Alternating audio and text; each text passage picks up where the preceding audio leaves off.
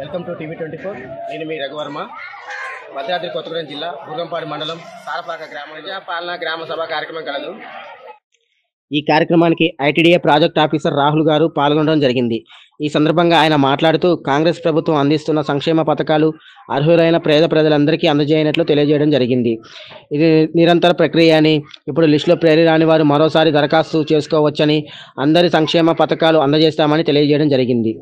ఆత్మీ భరోసా 229, కొత్త రేషన్ కార్డులు 1876, ఇందిరమ్మ ఇల్లు 646, స్థలం లేని వాళ్ళు 942 అని మంజూరు చేసినట్లు ఎంపీడీఓ తెలియజేశారు.